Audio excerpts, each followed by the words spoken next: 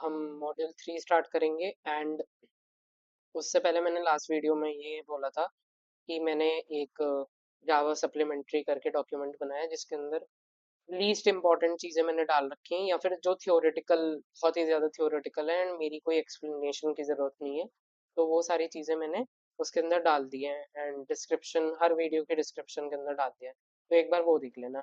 Also GitHub repo का मैं बता दूंगा एक बार। गिटहब रेपो भी मैंने लिस्ट करी है। जो जो काम की इंफॉर्मेशन है वो मैं एक बार बता दूंगा कि क्या कैसे क्या देखना है उससे। ठीक है, सो स्टार्ट करते हैं। थ्रेड्स, ठीक है, थ्रेड से स्टार्ट करते हैं। A thread is a single excellent a thread is a single sequential flow of control within a program. A sequential program is one that when executed has only one thread. A multi-threaded program is one that can have multiple flows of control when executed. At any time instant, there may exist multiple instructions that are being executed in the program. जैसे कि हमने discuss करा था कि multi threading parallel मतलब processes को parallelly run करने के लिए यूज होता है जिससे हमारा टाइम बचता है। अब थ्रेड को डिफाइन करने के दो तरीके होते हैं। एक तो हम थ्रेड क्लास को एक्सटेंड कर दें या फिर हम रनेबल इंटरफेस को इम्प्लीमेंट कर दें। ठीक है, सो हम डायरेक्ट कोड पे जंप करते हैं। ठीक है, पहला मेथड ये है एंड सेकंड मेथड मैंने सेकंड पेज पे कर रखा है। सो क्लास का मैंने नाम दिया है माई थ्रेड, जो कि एक्सटेंड कर रहा है एक थ्रेड क्लास को। ठीक है, और फिर पब्लिक वॉइड रन मैंने फंक्शन बनाया, उसके अंदर मैंने फॉर लूप चलाया 1 से 5 तक। ठीक है, उसके बाद मैंने आई को प्रिंट कराया नंबर हाइफन, फिर thread dot current thread dot gate name. इससे क्या होता है देखो, थ्रेड तो तुम्हारा हो गया क्लास। ठीक है, अब क्लास से मैंने डायरेक्ट इसको मेथड को कॉल किया जो कि करंट थ्रेड है, जिसका मतलब होता है it returns the reference to current thread object. ठीक है, एंड अगर हम उसके आगे गेट नेम कर दें तो गेट नेम का बेसिकली मतलब होता है वो रनिंग थ्रेड का रिटर्न कर देगा। तो अगर इसके साथ यूज करेंगे तो करंट थ्रेड का नेम रिटर्न कर देगा ये। तो इससे हमारा थ्रेड का नेम आ जाएगा। अब क्या होता है, अ, हम ट्राई कैच ब्लॉक यूज करते हैं एंड हम आगे डिस्कस करेंगे वाई। ठीक है, हमने ट्राई कैच यूज करा। ठीक है, ट्राई में हमने थ्रेड डॉट स्लीप डाला। अब स्लीप से क्या होता है, जो थ्रेड होती है हमारी सस्पेंड हो जाती है, यानी कि उसे हम पॉज कर देते हैं। एंड ये मिली सेकंड में होता है, तो 1000 मिली सेकंड का मतलब होता है 1 सेकंड। एंड जब ये कैच करेगा, कैच में हम इंटरप्टेड एक्सेप्शन डालेंगे। अगर पेपर में कुछ भी याद नहीं आ रहा हो तो डायरेक्ट एक्सेप्शन डाल दो। उसके बाद हम थ्रेड इंटरप्टेड, फिर ई डॉट गेट मैसेज, जो कि मैंने पहले एक्सप्लेन करा था वैसे मैसेज आ जाएगा। ठीक है, ओके। अब हम लेते हैं public class main psvm string. ठीक है, माई थ्रेड, हमने माई थ्रेड के दो ऑब्जेक्ट्स बनाए, एक थ्रेड 1 एक थ्रेड 2। ठीक है, हमने एक इंस्टेंस क्रिएट करा और फिर हमने थ्रेड 1 से हमने मेथड 1 करा जो कि सेट नेम है। सेट नेम से तुम थ्रेड का नेम सेट कर सकते हो। ठीक है, तो थ्रेड 1 का नेम सेट करा, थ्रेड 2 का सेट करा, स्ट्रिंग्स में आ जाता है ये। उसके बाद अच्छा एक और चीज, अगर तुमने सेट नहीं करा सपोज, तो जो डिफॉल्ट आउटपुट आता है ना, वो आता है थ्रेड हाइफन 0 थ्रेड हाइफन 1, ऐसा आता है। तो अभी तो हमने थ्रेड 1 थ्रेड 2 कर दिया, तो हम थ्रेड 1 और थ्रेड 2 दोनों को स्टार्ट करेंगे। स्टार्ट यूज होता है न्यू थ्रेड्स को स्टार्ट करने के लिए। It automatically calls the run function. अब रन फंक्शन क्या होता है, रन फंक्शन क्या करता है, रन फंक्शन सेम ही थ्रेड, अगर थ्रेड ऑलरेडी स्टार्ट हो गई है तो सेम ही थ्रेड में वो सारे काम करता है, इसलिए कोई भी न्यू थ्रेड यूज नहीं होती है। मैंने यहाँ पे लिखा है। ठीक है, वो हम अभी डिस्कस करते हैं। फिर हम रनेबल इंटरफेस पे आ जाते हैं। ठीक है, यहाँ पे एक्सटेंड्स यूज हुआ था, यहाँ पे इम्प्लीमेंट यूज होगा। मैंने क्लास का नाम माई थ्रेड की जगह माई रनेबल करा है ताकि अच्छे से क्लियर होए। ठीक है, पब्लिक वर्ड रन हमने बनाया, सेम चीज करनी है, आइटरेशन करी, सेम वो हो गया, सेम हो गया। थ्रेड को मतलब ये पूरा का पूरा कोड सेम होता है, बस इसके अंदर इम्प्लीमेंट आना है। मेन फंक्शन मेन क्लास में चेंजेस आते हैं, पब्लिक स्टैटिक वर्ड मेन के अंदर चेंजेस आते हैं। अब क्या होगा देखो, यहाँ पे तो देखो मैंने इसका ऑब्जेक्ट बनाया है, ठीक है, थ्रेड क्लास का। अब हम यहाँ पे क्या करेंगे, हमने इंटरफेस, रनेबल इंटरफेस को हमने वो करा है। तो हमें तो पहले तो हमें माई रनेबल क्लास का एक वो बना लेना है, ऑब्जेक्ट बना लेना है। उसका तो ऑब्जेक्ट बनेगा, ठीक है। अब चेंज कहाँ पे आता है, जब हम थ्रेड के ऑब्जेक्ट्स बनाते हैं। हम थ्रेड के ऑब्जेक्ट्स बनाएंगे थ्रेड कीवर्ड यूज करके, ना कि क्लास यूज करके। बेसिकली है तो थ्रेड भी क्लास ही, तो ठीक है। तो थ्रेड T1, थ्रेड T2, उससे हमारा न्यू थ्रेड आ गया, और हम इसके अंदर अपना ऑब्जेक्ट पास कर देंगे माई रनेबल वाला, जो कि हम हमारी जो ऑब्जेक्ट नहीं सॉरी, हमारी जो क्लास है, हम उसे पास कर देंगे। अब होता क्या है, शायद से रनेबल इंटरफेस के अंदर जो होता है वो थ्रेड मेथड होता है, तो इस वजह से हम ये सारी चीजें कर पा रहे होते हैं। ये बस ध्यान रखना, पेपर में आ सकता है कि रनेबल उससे करो, बल्कि इनफैक्ट शायद दोनों तरीके से करने को बोलते हैं कि दो तरीके बताओ थ्रेड को डिफाइन डिक्लेयर करने के। ठीक है, तो हमने यहाँ पे स्टार्ट कर, मतलब ये सेट नेम वाला जो पोर्शन था ये ऊपर आना था, बट ओके, तो हमने स्टार्ट कर दिया। बस ऐसे हो गया। वैसे कोड के अंदर कुछ एरर नहीं आती है, चाहे तुम ऊपर लिखो चाहे नीचे लिखो, ठीक है। उसके बाद थ्रेड क्लास के जो मेथड्स हैं अलग अलग, इनके अलावा जो अभी हमने डिस्कस करे मेथड्स, वो सारे थ्रेड क्लास के, या फिर हाँ एक्चुअली थ्रेड क्लासेस हो गया, या तो हम डायरेक्ट थ्रेड क्लास को कर रहे हैं, या फिर हम रनेबल इंटरफेस के थ्रू कर रहे हैं। अच्छा, अब सवाल आता है कि हम रनेबल इंटरफेस के थ्रू इसको क्यों करते हैं। ठीक है, बेसिकली मैंने कहीं लिखा है क्या इसका रीजन।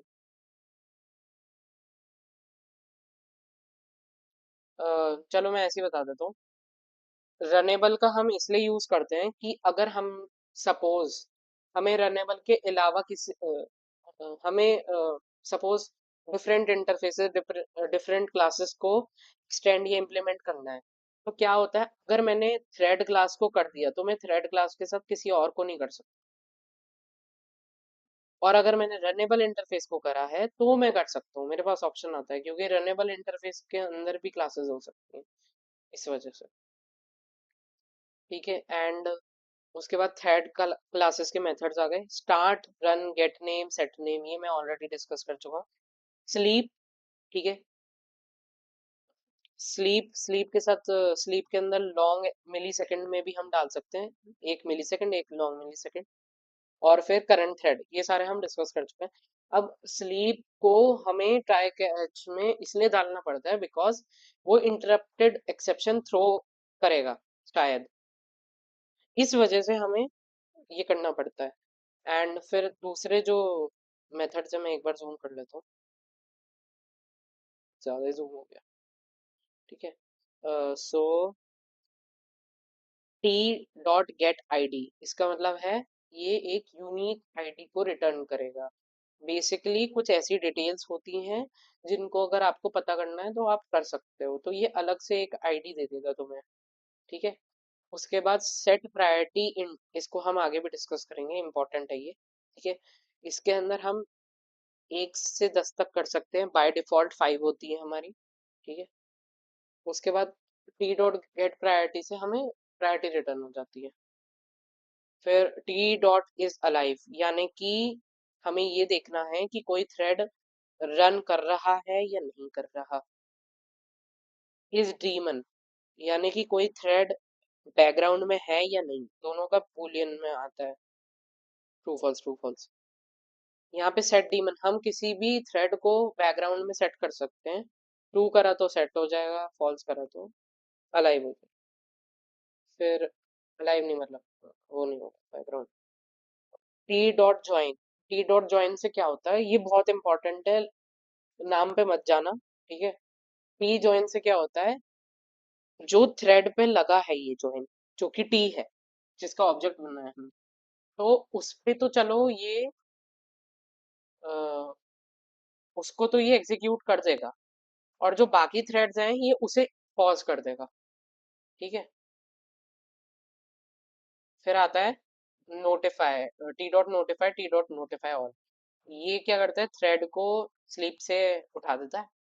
और टी डॉट नोटिफाई ऑल जो है वो सारे थ्रेड्स को उठा देता है। ये जो दोनों मेथड्स हैं ये सिंक्रोनाइज्ड मेथड के अंदर अ, दिखाए जाते हैं। अभी मैं थ्रेड सिंक्रोनाइजेशन डिस्कस करने के बाद मैं समझा दूंगा कैसे कैसे, ठीक है। थ्रेड प्रायोरिटी, अब देखो, थ्रेड प्रायोरिटी के अंदर जो मिनिमम प्रायोरिटी थी वो 1 थी, डिफॉल्ट यानी कि नॉर्मल वो 5 थी, 10 जो थी वो मैक्स थी। अब क्या होता है, जावा बहुत ज़्यादा डॉक्यूमेंटेशन को सपोर्ट करता है ताकि प्रोग्रामर्स को समझ में आए कि चल क्या रहा है कोड में, तो इसलिए 1 5 10 की जगह हम इसको रिप्लेस कर सकते हैं थ्रेड के थ्रू कॉल करके, T dot minimum priority, norm priority, max priority, ऐसे हम रिप्लेस कर सकते हैं वेरिएबल्स को। 1 5 10 की जगह हम ये लिख सकते हैं सिंपल, ताकि थोड़ा डिस्क्रिप्टिव लगे सामने वाले को कि चल क्या रहा है एग्जैक्टली। अब आते हैं थ्रेड सिंक्रोनाइजेशन। थ्रेड सिंक्रोनाइजेशन हम करते हैं क्यों है, ताकि हम डेडलॉक को अवॉइड कर सकें, थ्रेड इंटरफेरेंस को अवॉइड कर सकें, एंड हम इनकंसिस्टेंसी जो होती है उसे प्रिवेंट कर सकें, ठीक है। It is a capability to control access of multiple threads to any shared resource, ठीक है। It allows only one thread to access shared resource. Two types, दो टाइप्स होते हैं इसके, एक म्यूचुअली एक्सक्लूसिव, एक होता है कोऑपरेशन, जो कि इंटर थ्रेड कम्युनिकेशन, आईपीसी कहते हैं वैसे इसे, इंटर प्रोसेस कम्युनिकेशन, बट मतलब मेन वर्ड ये होता है थ्रेड। तो म्यूचुअल एक्सक्लूसिव के अंदर तीन चीज आती हैं, एक सिंक्रोनाइज मेथड आता है, एक सिंक्रोनाइज ब्लॉक आता है, एक स्टैटिक सिंक्रोनाइजेशन आती है, ठीक है। ये तीनों चीजें जो है, it helps keep threads from interfering with one another while sharing data, ठीक है। अभी हम जाएंगे उस पर, मैं और भी चीजें डिस्कस कर लेता हूँ। Synchronization is built around an internal entity known as lock, monitor और semaphore set. Semaphore operating system में सुना होगा, ठीक है। And every object has a lock associated with it. By convention, a thread that needs consistent access to objects fields has to acquire objects lock before accessing them, and then release the lock when it's done with them. ये खुद समझ लेना, ठीक है। बाकी सारे codes में अभी समझाता हूँ, उससे पहले एक बार ये समझ लेते हैं थोड़ा, लाइफ साइकिल ऑफ थ्रेड क्या होती है। जब नया थ्रेड बनता है वो न्यू स्टेट में जाता है, न्यू स्टेट के बाद वो स्टार्ट होता है तो वो रनिंग स्टेट में चला जाता है, ठीक है। रनिंग स्टेट में क्या होता है, अगर मैं उसे स्लीप या वेट कर दूँ, अच्छा एक और चीज, स्लीप, वेट, सस्पेंड, तीनों एक ही चीज है, ठीक है। बेसिकली स्लीप और वेट जो है वो मेथड्स होते हैं, दोनों एक ही चीज है। वेट जो होता है वो सिंक्रोनाइजेशन के अंदर यूज होता है, स्लीप जो होता है वो ऐसे ही यूज हो जाता है, मतलब एक ही चीज है दोनों। और नोटिफाई एंड, हाँ तो ये सस्पेंडेड स्टेट में चला जाता है, और अगर वापस लाना है रनिंग स्टेट में तो नोटिफाई एंड नोटिफाई ऑल का यूज होता है। फिर सस्पेंड स्टेट के बाद ये सीधा एंड स्टेट में चला जाता है, ठीक है। पहले हम इसे सस्पेंड करेंगे, फिर हम इसे एंड स्टेट में भेज देंगे। ये होता किस वजह से, अनएक्सपेक्टेड एरर से या सिस्टम फेलियर से, ये एक्सेप्शन थे, ठीक है। ओके, हाँ, अब आते हैं कोड्स पे। अब देखो, मेरी जो गिटहब रेपो है, ठीक है, उसका नाम जावा है। एंड जावा के अंदर एक फोल्डर है कॉलेज प्रैक्टिकल्स करके। कॉलेज प्रैक्टिकल्स के अंदर एक और फोल्डर है मेजर्स। मेजर्स के अंदर दो मेन फोल्डर्स हैं, एक तो तुम्हारी एरर वाली शीट हो गई, हायरार्की वाली, ठीक है। दो मेजर फोल्डर हैं, एक थ्रेड सिंक्रोनाइजेशन हो गया और दूसरा है आईपीसी। तो पहले थ्रेड सिंक्रोनाइजेशन समझ लेते हैं, ठीक है। इस कोड के अंदर हमारी सिंक्रोनाइजेशन हो नहीं रही है, इसलिए वो प्रॉब्लम बता रहा है। The problem is that the threads are not synchronized and they are trying to access the same resource at the same time. This causes the thread to overwrite each other's changes, which is why the output is not as expected. किसी भी order में नहीं आता output, ठीक है। And जब output में show करूंगा तो थोड़ा इंटरेस्टिंग लगेगा, कूल लगेगा, मुझे तो लगा था। हमने यहाँ पे एक प्रिंटर क्लास बनाई ताकि हम डॉक्यूमेंट्स को प्रिंट कर सकें, ठीक है। यहाँ पे नंबर हो गया, डॉक्यूमेंट का नाम हो गया स्ट्रिंग में, हमने पास करा दिया। फॉर लूप से आइटरेशन चला दी नंबर तक और डॉक्यूमेंट के नाम प्रिंट करवा दिए, ठीक है। ये तो बेसिक लॉजिक है, तुम खुद ही बना सकते हो। उसके बाद फर्स्ट थ्रेड क्लास जो है वो थ्रेड वाली क्लास को एक्सटेंड कर रही है। एंड हमने क्या करा है यहाँ पे, हमने प्रिंटर ऑब्जेक्ट को रेफरेंस दी है, ठीक है। यहाँ पे प्रिंटर हमारी क्लास हो गई, उसको हमने रेफरेंस दे दिया प्रेफ से। ये थोड़ी नई चीज़ है, ठीक है। उसके बाद हमने कंस्ट्रक्टर या फिर फंक्शन यूज करा माई थ्रेड वन। उसके अंदर हमने प्रिंटर पी डाला, यानी कि हमने प्रिंटर को पी रेफर करा। एंड हम फिर प्रेफ को पी के इक्वल कर देंगे। अब क्या होता है, हमने क्या करा इसके अंदर, मतलब मेन फंक्शन में जाने की बजाय हमने इसे रेफरेंस यहीं दे दिया, ठीक है। तो ये नई चीज़ है, तो प्रेफ इज इक्वल टू पी, ये थोड़ा ध्यान रखना पड़ेगा, याद करना पड़ेगा। उसके बाद रन मेथड है, ठीक है। रन मेथड में मैंने प्रिंट करवा दिया डॉक्यूमेंट। सपोज ये सुप्रिया मैम की थी, तो मैंने वही कोड कॉपी कर लिया वहीं से। तो फिर हमने दूसरी क्लास बनाई, ठीक है। इसमें भी सेम काम होगा, सेम टू सेम, बिल्कुल सेम। इसके अंदर मैंने, मतलब इसके अंदर नाम चेंज होगा बस, ठीक है। एंड फिर पब्लिक क्लास J1 है हमारी, ठीक है। PSVM आ गया। उसके अंदर हमने एक ऑब्जेक्ट बनाया, ठीक है। ओके, हाँ। अच्छा हाँ, ये देखो, हमने ऑब्जेक्ट बनाया, थ्रेड के ऑब्जेक्ट्स बनाए और ऑब्जेक्ट को इधर पास कर दिया, ठीक है। और फिर हमने T1 T2 स्टार्ट कर दिया। ये हमारा कोड हो गया नॉर्मल। अब अगर मैं इसको रन करूंगा तो आउटपुट बड़ा यूनिक सा आएगा। ये देखो, 1 2 3 4 5 6 7, फिर 1, फिर 8, फिर 2, फिर 9, 3, 10। बड़ा अजीब सा आउटपुट आ रहा है। ये रैंडम आ सकता है, हाँ, रैंडम, बिल्कुल रैंडम होगा ये, ठीक है। तो हम इसको सॉल्व करने के लिए क्या करते हैं, अलग अलग मेथड्स हैं, वन बाय वन जाएंगे। Synchronization using instance. हम यहाँ पे प्रिंटर तो सेम रखेंगे, प्रिंटर क्लास, ठीक है। थ्रेड क्लास भी सेम रखेंगे, थ्रेड क्लास दोनों की दोनों सेम रहेंगी। मेन फंक्शन के अंदर हम क्या करेंगे, हम यहाँ पे लगा देंगे ट्राई कैच। और ट्राई कैच में हम यूज करेंगे जॉइन का। जॉइन का क्या मतलब होता है, उस थ्रेड के अलावा बाकी सबको हम रोक देंगे। इसका मतलब है T1 का जो आउटपुट है वो पहले आएगा, T1 का जो आउटपुट है वो पहले आएगा, उसके बाद बाकी चीजें होंगी, ठीक है। हमने T1 को स्टार्ट करा, फिर हमने ट्राई डाला, इसके अलावा बाकी सबको सस्पेंड कर दिया हमने। फिर कैच में गए, सस्पेंड नहीं मतलब पॉज एक तरह से, कैच करी एक्सेप्शन, ठीक है, अगर हुई तो। क्योंकि हमें ये डालना पड़ेगा जॉइन स्लीप ये जितने भी ऐसे होते हैं ना जॉइन स्लीप वेट, इनमें थोड़ा ध्यान रखना पड़ता है, इसलिए ट्राई कैच डालते हैं। फिर हमने एक्सेप्शन करा तो वो सिंक्रोनाइज डाल दिया हमने। फिर हम T2 को स्टार्ट कर दें तो आउटपुट बड़ा क्लीन आएगा, देखना।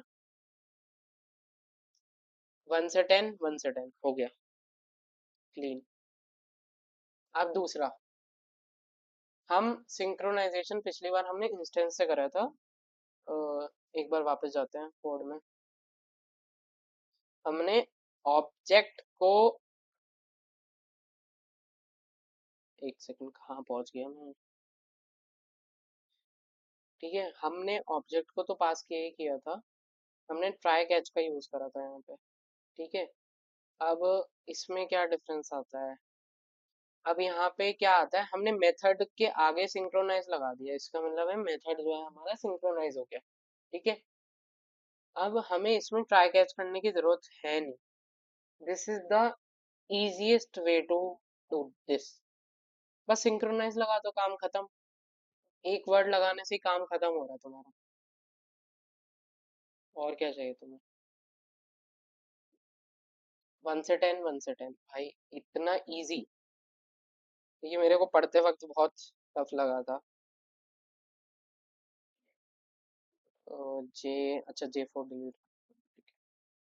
फिर आता है सिंक्रोनाइज ब्लॉक कैन से उससे। ठीक है, it can be used to perform synchronization on any specific resource of the method. Suppose हमारे पास 50 लाइन का कोड है एक मेथड के अंदर। ठीक है, बट हमें सिर्फ 5 लाइन पे उसको लगाना है, सिंक्रोनाइज करना है। तो उस केसेस में हमारा सिंक्रोनाइज मेथड, वो सिंक्रोनाइज ब्लॉक यूज होता है। अब करेंगे कैसे इसको, लेट्स सी। मेथड किधर दे रखे हैं, हाँ ये रहा हमारा मेथड। ठीक है, पब्लिक वर्ड रन, दोनों केसेस में। ठीक है, यहाँ पे मैंने सिंक्रोनाइज कर दिया। ठीक है, एंड उसमें हमने ऑब्जेक्ट पास करा दिया प्रेफ। ठीक है, अभी ये क्या करेगा, प्रेफ को प्रिंट कर देगा। अब देखो दूसरे कोड्स में क्या क्या हो रहा था, कंपेयर करते हैं। Let's compare it. Z on Java. ठीक है,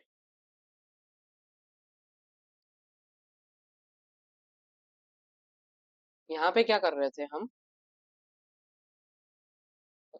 कहाँ गया, हाँ, यहाँ पे क्या कर रहे थे हम, नॉर्मल रन मेथड के अंदर हम प्रिंट करा रहे थे इसको। ठीक है, अब हमने क्या करा, रन के अंदर हमने एक और ब्लॉक डाला, एक और कर्ली ब्रेसेस वाला ब्लॉक बनाया जो कि सिंक्रोनाइज्ड है। वहां पे हमने ऑब्जेक्ट डाला रेफरेंस वाला प्रेफ। ठीक है, हमने वहां पे, मैं बार बार स्विच कर रहा हूँ, ठीक है, समझाने के लिए। तो हमने वहां पे प्रेफ डाला और उसके अंदर ये पूरा जो कोड था बेसिकली, इसके आगे मैंने एक और ऐड कर दिया। ठीक है, सेम चीज हम नीचे वाले थ्रेड के साथ भी करेंगे। ठीक है, यहाँ पे भी मैंने वही चीज कर दी। बस बाकी सब तो सेम है। ये हो गए मैं, उसके बाद थ्रेड सिंक्रोनाइजेशन हमारा कंप्लीट हो गया। अब आते हैं हम आईपीसी पे, इंटर प्रोसेस कम्युनिकेशन, यानी कि इंटर थ्रेड कम्युनिकेशन और cooperation. It is all about allowing synchronized threads to communicate with each other. Cooperation is a mechanism in which a thread is paused running in its critical section and another thread is allowed to enter or log in the same critical section to be executed. It is implemented by following methods of object class: wait to pause the current thread, notify to wake current thread, notify all to wake all threads. When you call wait, notify or notify all inside a synchronized method or block, basically जो हमने synchronised method का use करा था पिछली, उसमें वही चीज। you are actually calling them on current object, this keyword. Basically ये ऑब्जेक्ट क्लास का ही पार्ट है and object class is a top most class, तो उसके काफी सारे बेनिफिट्स हो जाते हैं उस वजह से। या तो हम इसे दिस कीवर्ड के थ्रू कॉल कर लें, या फिर हमें मेंशन करने की जरूरत नहीं है, क्योंकि ऑटोमेटिकली क्या होता है, ऑब्जेक्ट क्लास जो होती है वो कंपाइलर के थ्रू ऐड हो जाती है हर फाइल के अंदर। तो it is the top most class, इसलिए इसके बहुत सारे बेनिफिट्स हैं। तो हम पैकेज बनाएंगे, मतलब हमने फोल्डर बनाया आईपीसी का, ठीक है। एंड हम यहाँ पे एक बैंक मैनेजमेंट सिस्टम बना रहे हैं, ठीक है, बीएमपी, मैंने पाइथन में बनाया था। तो बैंक मैनेजमेंट प्रोजेक्ट बना रहे हैं हम। इसके अंदर ये शायद पेपर में भी आया हुआ है, मतलब ऐसे टाइप के क्वेश्चंस आते रहते हैं पेपर में, ठीक है। तो यहाँ पे हम एक कस्टमर की क्लास बनाएंगे, यहाँ पे अमाउंट इनिशिएट करा हमने। हमने सिंक्रोनाइज्ड मेथड के अंदर डाल दिया प्रिंटिंग वाले चीज को। हमने इफ लूप लगाया ये देखने के लिए कि पैसे मतलब अगर कम है बैंक अकाउंट में तो जितने हमें चाहिए तो उतने हम विड्रॉ नहीं कर सकते। हमने ट्राई उसमें डाला, और ट्राई उसमें डाला, वेट करवाया इसको।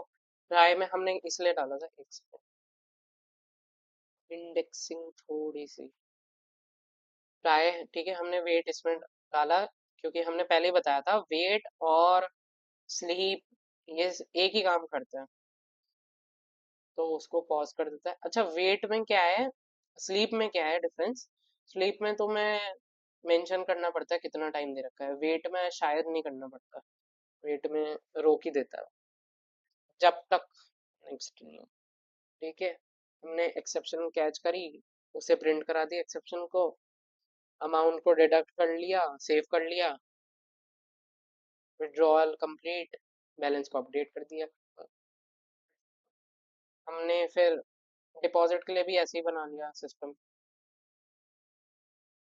फिर हमने नोटिफाई कर दिया, नोटिफाई से हमारा वो रिज्यूम हो जाएगा। हमें टी डॉट नोटिफाई करने की जरूरत नहीं है, जो मैंने पहले फंक्शन जब एक्सप्लेन कर रहा था तब मैंने लिखा था, बट हमें करने की जरूरत नहीं है क्योंकि यह डायरेक्ट ऑब्जेक्ट से काम होता है। फिर मैंने एक थ्रेड बनाया, दो थ्रेड बनाया, पहला थ्रेड विड्रॉ करने के लिए, दूसरा थ्रेड डिपॉजिट करने के लिए। इसमें फिर कंस्ट्रक्टर का यूज हुआ, दिस कीवर्ड का, एंड यहाँ पे फिर पब्लिक वॉइड रन, और इसका यूज करके सी का, सी हमने विड्रॉ कर लिया, थ्रेड में ऐसी काम होता है, सी डिपॉजिट, ठीक है। यहाँ पे मैंने सी का ऑब्जेक्ट बनाया, और यहाँ पे मैंने इसके अंदर ऑब्जेक्ट डाल दिया और स्टार्ट कर दिया। कूल। अब आते हम J2 पे। अरे रन करके दिखाना है क्या?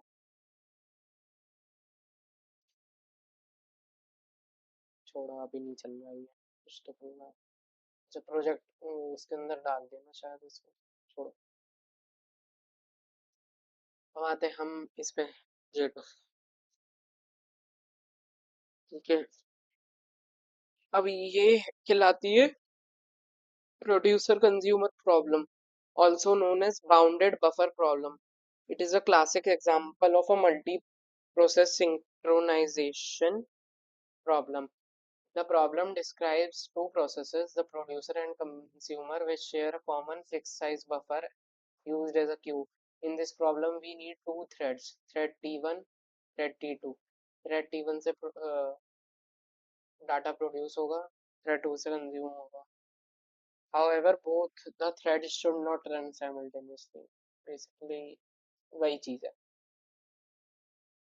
हमने यहाँ पे एक क्लास बनाई, ठीक है, यहाँ पे हमने क्लास क्यू बनाई, फिर हमने इंटीजर आई करा, फिर हमने सिंक्रोनाइज, वही मेथड, वही चीज दोबारा,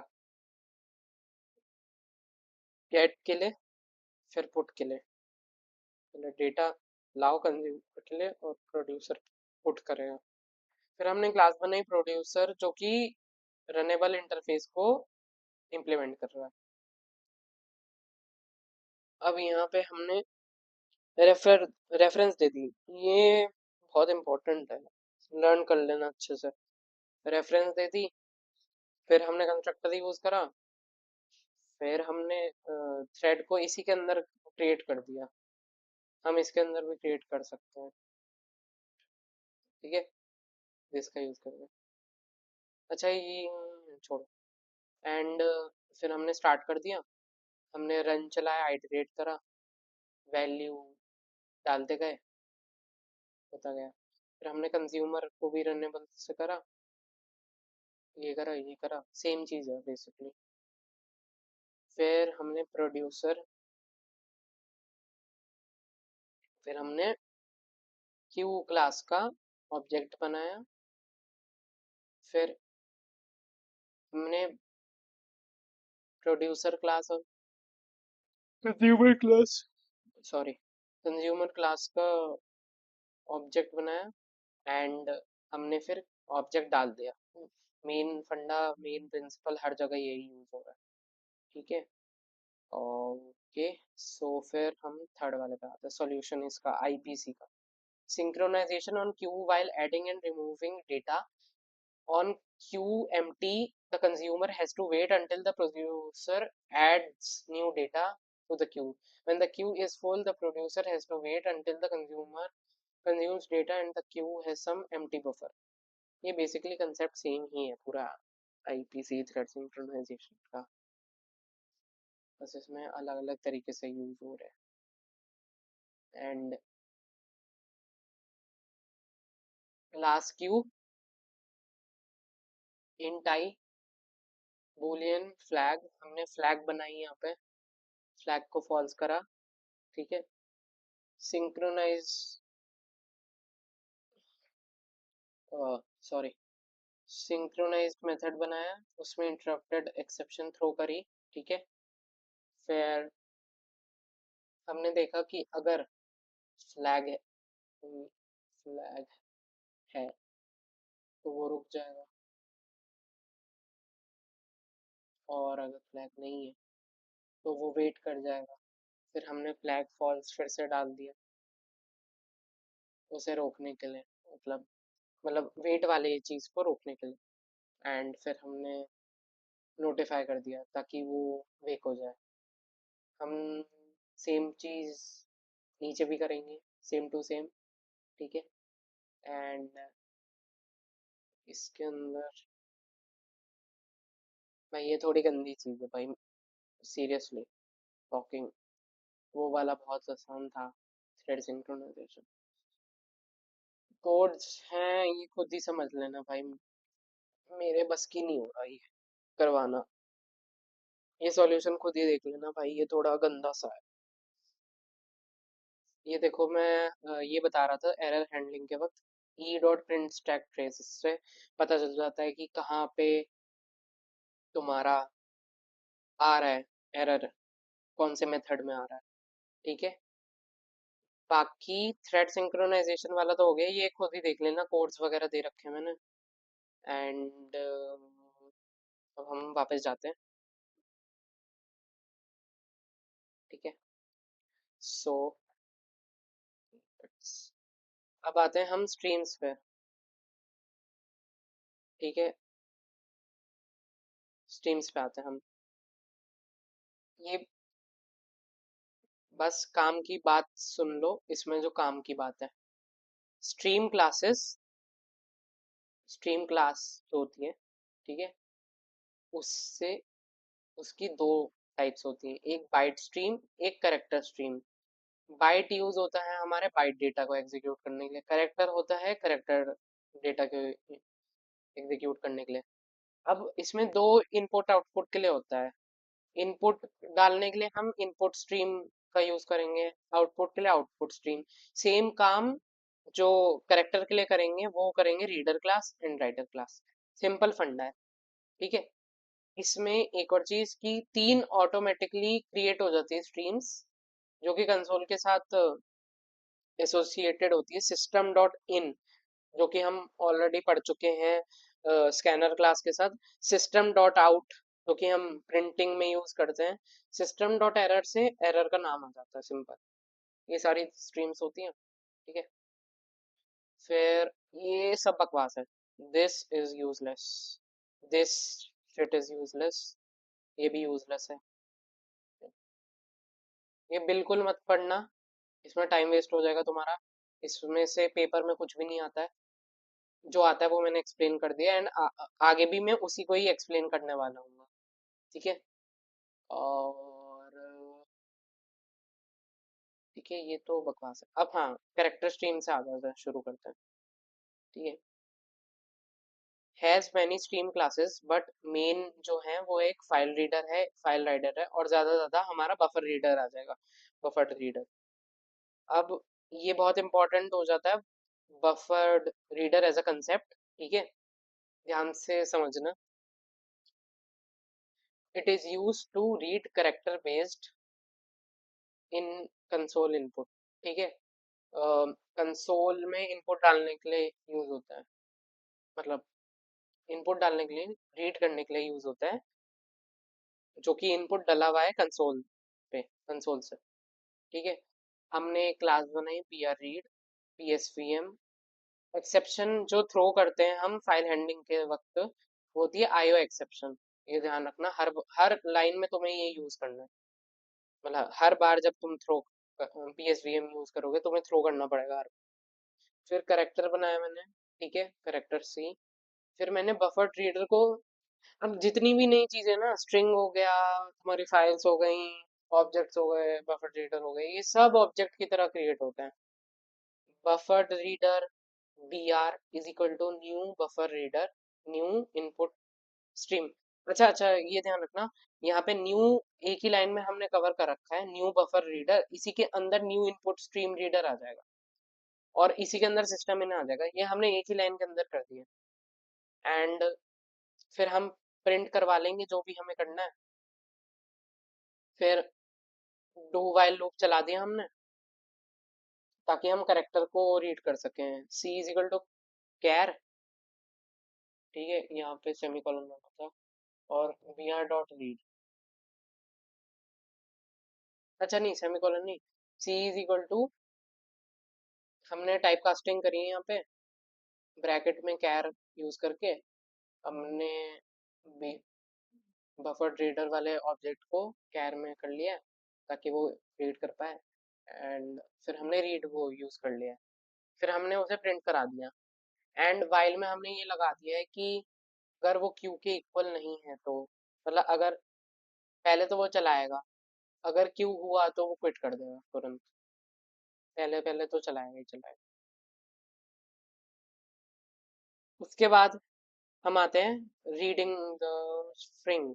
स्ट्रिंग को कैसे रीड करेंगे, हमने स्ट्रिंग बनाई, ठीक है।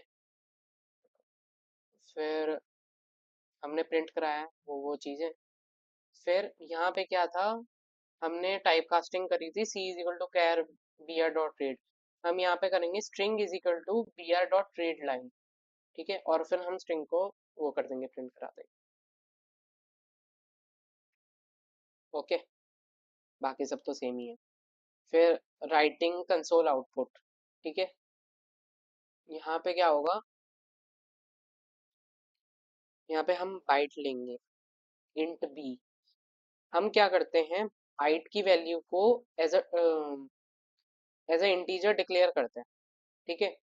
अब हम बाइट को हम डालेंगे ए, बिकॉज बाइट जो होता है वो एस्काई वैल्यू में डील करता है, तो हम उसे इसलिए इंटीजर ले रहे हैं इस समय। एंड हम फिर ए की वैल्यू जो भी ए डालेंगे हम ऐसे, तो ए की जो भी एस्काई वैल्यू होगी वो इसके अंदर पड़ जाएगी, और वो हमें आउटपुट वैसा ए रिटर्न कर देगा। हमने इसको प्रिंट करा दिया, हमारा आउटपुट आ गया। अब आती फाइल हैंडलिंग मेनली, ठीक है। अच्छा, ये जितनी भी चीजें हो रही हैं इसमें देखो, एक्सेप्शंस में यूज होता है import java dot io dot file, sorry, io dot star, ठीक है। इसके अंदर तुम्हारी फाइल आ गई, एक्सेप्शंस आ गई, सब आ गया, ठीक है। और import dot Java dot यूटिल dot star में बाकी चीजें आ गई, तुम्हारी स्कैनर क्लास आ गई और भी चीजें होती हैं, ठीक है। तो ये दो चीजें इंपोर्ट करना, जब भी तुम कोई भी क्वेश्चन लिखो, हर उसमें ये दो चीजें इंपोर्ट कर देना, ताकि तुम्हारे मार्क्स कटे ना इंपोर्ट के चक्कर में, ठीक है। अब पढ़ते हैं इनके फंक्शन क्या होते हैं। रिटर्न टाइप खुद ही देख लेना, समझ में आ जाएगा। कैन रीड, ये बताता है कि हम फाइल रीडेबल है या नहीं। कैन राइट, फाइल राइटेबल है या नहीं। क्रिएट न्यू फाइल, ये नई फाइल क्रिएट कर देता है। अभी एक्सप्लेन करता हूँ इस चीज को। डिलीट, फाइल को डिलीट कर देता है। एग्जिस्ट, ये देखता है कि फाइल एग्जिस्ट करती है या नहीं। गेट नेम, फाइल का नाम दे देता है। गेट एब्सोल्यूट पाथ, फाइल की पाथ दे देता है। लेंथ, ये सारी डिटेल्स वाली होगी चीजें। लेंथ, लेंथ बता देता है। लिस्ट, ये किसी डायरेक्टरी में पूरी एरे बना के दे देगा तुम्हें, स्ट्रिंग एरे,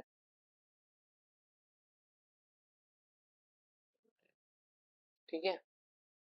और फिर मेक डायरेक्टरी, ये तो सबको पता ही है, इससे नई डायरेक्टरी बन जाती है।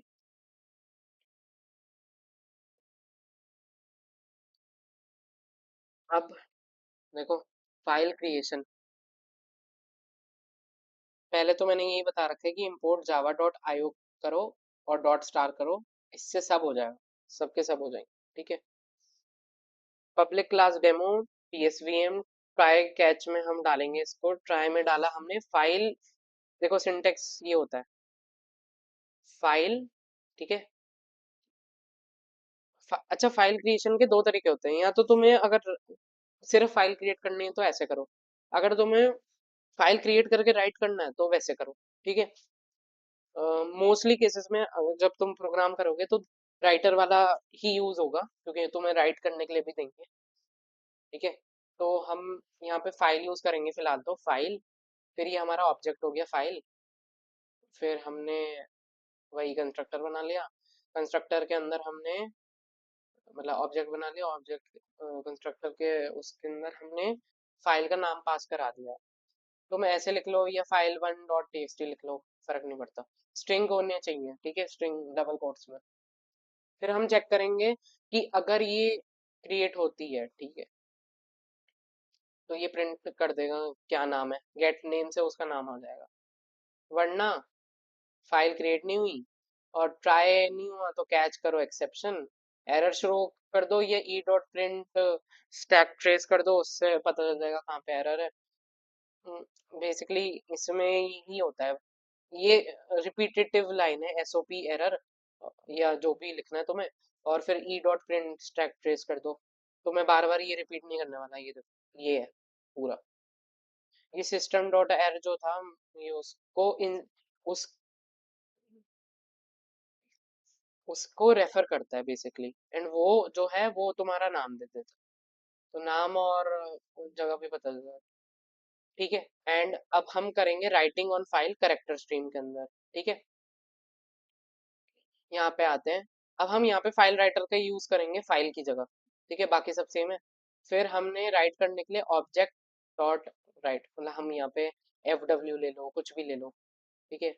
ऑब्जेक्ट लिया है, ऑब्जेक्ट डॉट राइट, इसने राइट कर दिया। इसको क्लोज करना बहुत इंपॉर्टेंट है फाइल हैंडलिंग में, वरना तुम्हारा मेमोरी लीक हो जाएगी।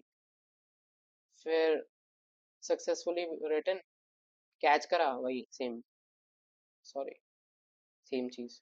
अब हम बाइट स्ट्रीम में करेंगे, तो बाइट में हम बाइट भी लेंगे एंड इसे बाइट्स में सिंगल कोट्स में डालेंगे, बाइट का पूरा एरे बनता है।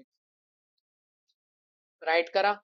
अच्छा हाँ, एक और चीज, बाइट के वक्त जैसे मैंने तुम्हें बताया था फाइल आउटपुट स्ट्रीम, हम स्ट्रीम्स का यू आउट स्ट्रीम्स का यूज कर रहे हैं इसमें, ठीक है। तो हम फाइल आउटपुट स्ट्रीम के साथ एफ ओ एस और इनपुट के साथ एफ आई एस ले लेते हैं, ऑब्जेक्ट का नाम, ताकि थोड़ा इजी रहे। F O S write, D डाल दिया इसके अंदर, क्लोज कर दिया। ये एक लाइन में आया था आई लव जावा, ये ऐसे आ जाएगा आई लव जावा, क्योंकि मैंने यहाँ पे न्यू लाइन का भी करेक्टर डाल रखा है। अब फाइल रीडर, कैरेक्टर स्ट्रीम के हिसाब से। यहाँ पे रीडर आ गया, यहाँ पे एफ आर कर दी तुमने, एफ डब्ल्यू की जगह एफ आर या ऑब्जेक्ट जो भी लेना ले लो, सेम वो है। बस ये देख लो कि हम वाइल लूप में क्या करेंगे। हम आई, जैसे हमने आई लिया, ठीक है, एक इंटीजर लिया, हमने क्या किया, हमने ऑब्जेक्ट अगर रीड कर रहा है तो उसकी वैल्यू कुछ आएगी, ठीक है, उसकी वैल्यू अगर नेगेटिव नहीं आती है तो मतलब एक तरह से ट्रू हो गया वो। अगर नेगेटिव नहीं आती है तो उसको प्रिंट कर दो, तो वो टाइप कास्ट कर देंगे हम कैरेक्टर में, तो वो एक एक करके प्रिंट हो जाएगा, आई लव जावा। अगर फाइल में लिखा हुआ है ऐसे करके आई लव जावा, तो वो एक एक एक एक एक करके प्रिंट हो जाएगा, क्योंकि हमने सिस्टम ही यही बनाया।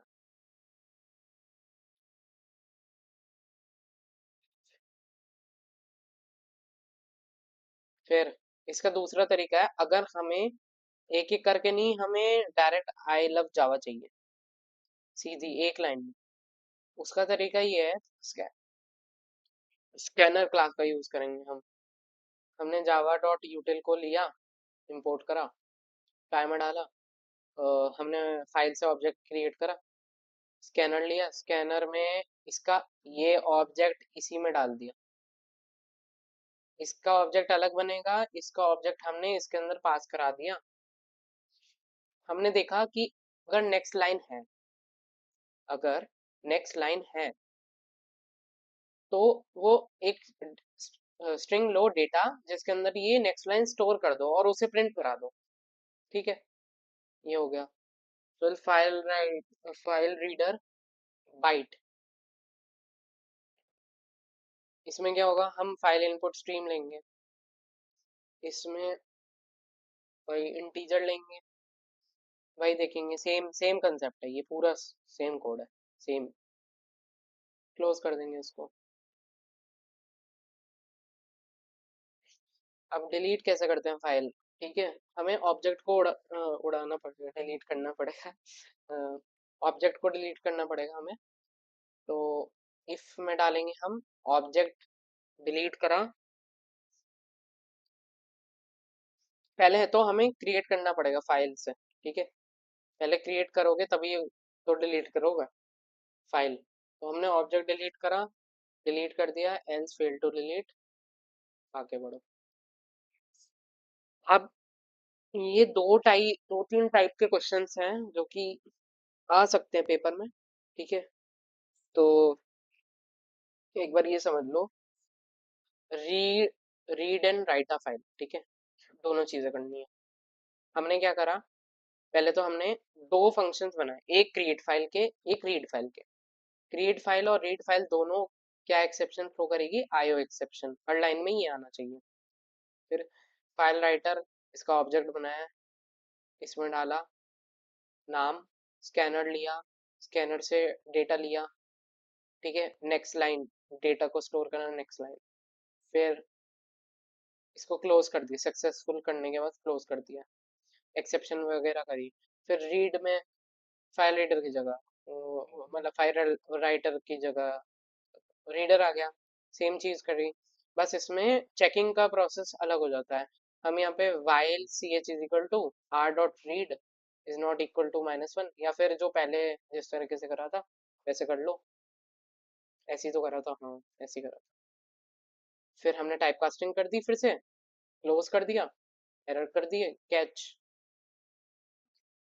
फिर psvm थ्रो आईओ एक्सेप्शन, इसमें भी वही करना पड़ेगा। फिर हमने जो हमने क्लास ली थी डेमो, डेमो का हमने एक ऑब्जेक्ट बनाया, फिर उसी से हमने create file and read file वाले मेथड को कॉल कर दिया, ठीक है, ये तो हमारा हो गया ये।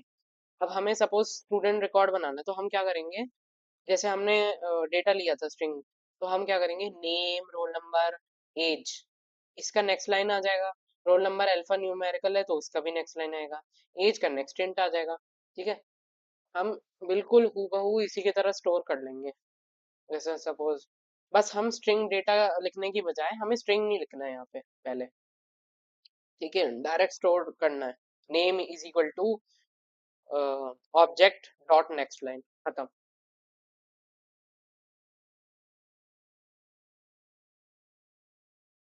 ठीक है, स्कैनर यूज करके एससी, ठीक है। अब हम रीड फाइल वाला जो होता है वो इसमें चेंजेस आते हैं, ठीक है। रीड फाइल वाले में, रीड फाइल में क्या चेंजेस आएंगे? पहले तो रीड फाइल में भी स्कैनर डालना पड़ेगा एक तो, ठीक है। हमने स्कैनर डाल दिया, चलो ठीक है। अब इसी का हमने डाला था रीडर का। अब क्या करेंगे हम? हैज नेक्स्ट देखेंगे।